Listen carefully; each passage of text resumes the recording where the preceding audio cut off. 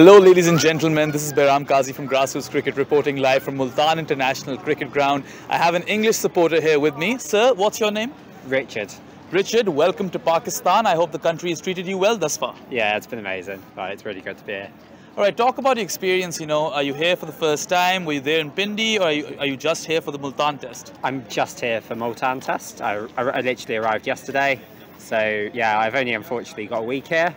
So just this test and then back to England, unfortunately. Got it. And have you gotten to do any sightseeing in the City of Saints? Haven't. So you're probably talking me wrong. There's much more interesting tourists here. I literally arrived last night for the test and then sort of got ahead back to England. I've been travelling sort of independently. Fair enough. Have you dabbled in Pakistani cuisine at all? I have been eating biryani. Okay. A little bit spicy. To be honest, bit of a shock, but yeah, it's been good.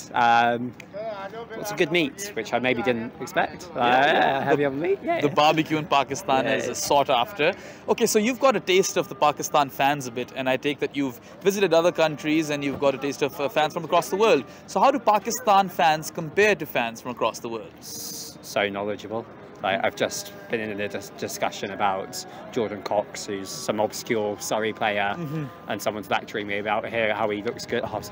Yeah, the knowledge is so different level, and then there's obviously the passion, and it's awesome. But I really, the knowledge of obscure English players is how do you love cricket this much? It's so cool. It's really like a second religion in Pakistan. And just want to talk to you about baseball. Of course, ever since Ben Stokes has taken the helm as captain and Brendan McCullum has become the coach of England's test side, we've seen an absolute upheaval, a red ball reset with respect to the test side, and the aggressive approach with which England play now. And not just that, the belligerent batting on one side, but also the brave declaration that Ben Stokes went on to make in the first test and forced a result in England's favour. How do you perceive all of this, and does it excite you?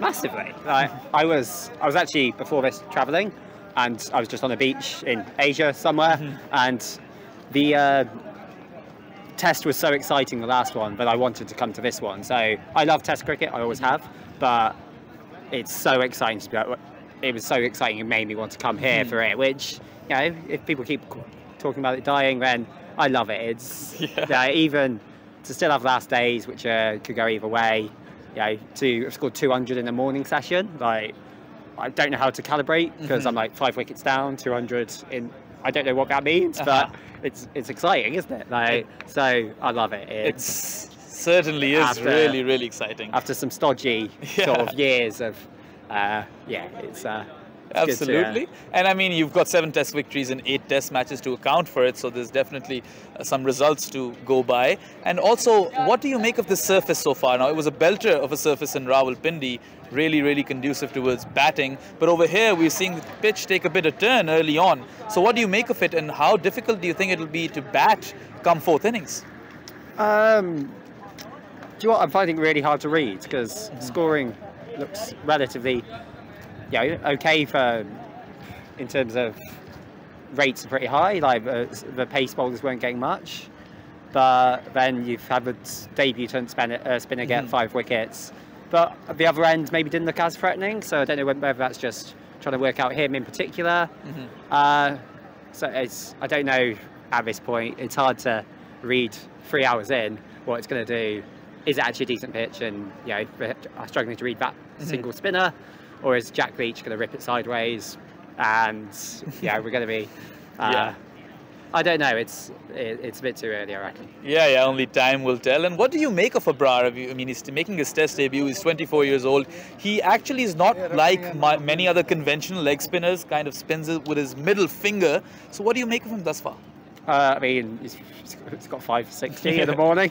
He looks all right. I reckon you give him another game. He looks good.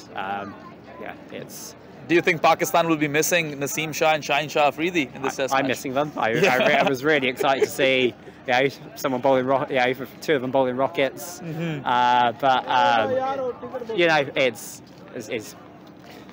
You're always going to miss those players, aren't you? But at the same time, it looks more of a spinner's pitch for the sort of seamers. So maybe it's not a bad time for them to be injured, particularly if you're bringing in someone. Right, right. That's a fair point. And Mark Wood has made his way back to England's starting 11. So Does that excite you? Yeah? Yeah, he's my favourite player. Bowling those absolute rockets. And he's troubled Pakistani batters in the T20s earlier this year when England toured for those 7 T20s. So we're definitely excited to watch Mark Wood bowl.